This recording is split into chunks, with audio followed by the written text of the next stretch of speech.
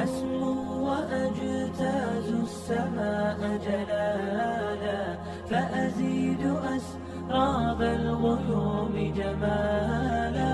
بسم الله الرحمن الرحيم. الحمد لله رب العالمين والصلاة والسلام على أشرف المرسلين ونشهد أن لا إله إلا الله ونشهد أن محمدا عبده ورسوله صلى الله عليه وسلم. أيها الإخوة والأخوات, السلام عليكم ورحمة الله وبركاته. Bonjour à toutes et à tous. Donc, comme compte rendu du dernier sermon du vendredi, je peux simplement rappeler que nous avons parlé d'un hadith du prophète qui est authentique, rapporté par le Bukhari et Muslim, dans lequel le messager de Dieu sallallahu alayhi wa sallam a dit « La yu'minu ahadukum hatta yuhibba li akhi ma yuhibbu li nafsi » Aucun d'entre vous n'est vraiment croyant, ne croit vraiment, jusqu'à ce qu'il aime pour son frère ce qu'il aime pour lui-même. Nous connaissons tous ce hadith dans la communauté musulmane. Pourtant, qui parmi nous peut être sûr de le mettre vraiment en application? Qui aime pour son frère ce qu'il aime pour lui-même, en réalité, au plus profond de lui-même, et vit selon cette réalité-là, cet amour tel qu'il nous est décrit dans ce hadith par notre prophète bien-aimé, sallallahu alayhi wa sallam. Ceci étant, il faut rappeler que le grand traditionniste Abu Daoud, l'auteur des Sunan, des traditions prophétiques reconnues, disait de ce hadith qu'il constitue l'un des pivots de l'islam. On a relevé également que ce hadith comprend l'un des fondements, l'une des règles qui sont recommandées par la parole de Dieu dans le Coran lorsqu'il nous dit subhanahu wa ta'ala wa'atasimu bihablillahi jami'an wa la tafarraqu, et tenez-vous tous au lien de Dieu et ne vous divisez pas, ne vous dispersez pas, ne vous séparez pas, wa la tafarraqu. On a aussi observé que l'imam al-Nawawi rapporte les propos du cheikh Abu Amr ibn Salah qui relevait en substance le fait qu'on pourrait penser qu'il est difficile de mettre en pratique ce hadith et qui ajoutait qu'il n'en est rien parce que précisément aimer pour son frère ce que l'on aime pour soi ne signifie pas qu'on va se priver pour soi-même de quelque chose, mais qu'on voudrait que notre frère puisse en bénéficier sans que cela n'ôte rien à ce que nous possédons nous-mêmes. Et donc, ce n'est pas difficile pour un cœur qui est sain. Cela ne peut être difficile que pour une nature qui est plutôt portée sur la volonté de nuire aux autres et qui n'aime pas le bien pour autrui. On peut également relever que l'islam a défini plusieurs degrés dans la relation fraternelle. Le premier degré, c'est d'avoir un cœur qui est sain. Et ce cœur qui est sain, cela signifie que vis-à-vis de mon frère, je n'ai aucune forme de rancune, de haine, de jalousie, de mauvaise pensée. C'est le premier degré. Un deuxième degré, c'est d'aimer pour son frère ce que l'on aime pour soi.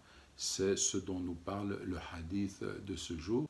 Et il existe cependant un troisième degré qui nous permet d'aller plus loin. C'est le degré qui consiste à préférer son frère à soi. Les Ansar, les Médinois qui avaient accueilli El Muhajiroun, les émigrés, avaient atteint ce degré. Notamment, cela est relevé dans le Coran, dans l'expression qui dit وَيُؤْثِرُونَ عَلَى أَنفُسِهِمْ وَلَوْ كَانَ بِهِمْ خَصَاصَةٌ. Et ils les préfèrent eux-mêmes, quand bien même ils seraient dans la pauvreté, dans le dénuement.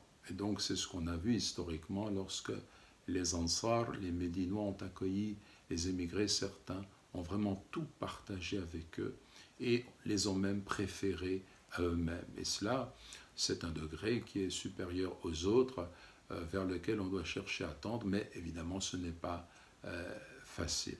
De ce hadith, on retire un certain nombre d'enseignements. D'abord qu'il nous encourage à vouloir le bien pour les autres. Et cela, ça doit être en fait une règle dans nos vies, c'est de vouloir le bien pour les autres, quels qu'ils soient dans notre entourage, que ce soit nos proches, que ce soit nos amis, que ce soit nos frères dans la foi, le musulman est porteur de cet amour, il veut le bien, il est porteur de ce message d'amour et il cherche toujours à faire entrer la joie dans le cœur des autres. Cette attitude, elle est essentielle et il faudrait chercher les uns les autres à vivre selon ce mode pour transformer nos vies et leur donner une dimension d'amour et de fraternité humaine. Et puis, il nous enseigne également ce hadith qu'il faut renforcer toujours nos liens, chercher à aller dans ce sens, renforcer nos liens de fraternité. Ibn Hajar retirait également de ce hadith qu'il est nécessaire pour les croyants de se montrer modestes. Il nous enseigne la modestie. Comment est-ce qu'il a déduit cela? Eh bien, par le fait qu'il est évident qu'on ne peut pas établir des liens de fraternité alors qu'on est rempli d'orgueil, qu'on pense être supérieur à son frère. Il faut au contraire marquer une forme de modestie.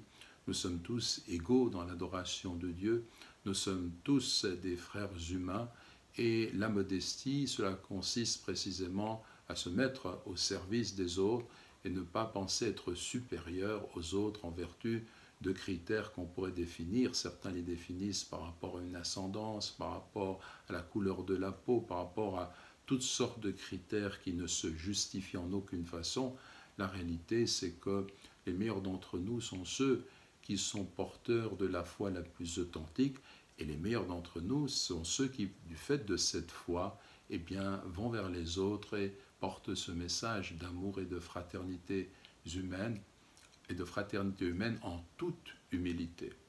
Et puis, bien entendu, on peut tirer également de ce hadith que comme on doit aimer pour son frère ce que l'on aime pour soi-même, eh bien on doit détester pour lui ce que l'on déteste pour soi-même, et donc on doit en cela se comporter d'une façon exemplaire. Voilà quelques réflexions autour de ce hadith qui, comme toutes les paroles de notre prophète, comprend toujours une dimension qui nous dépasse, qui nous invite à aller vers un plus, vers ce qui est meilleur, vers un idéal.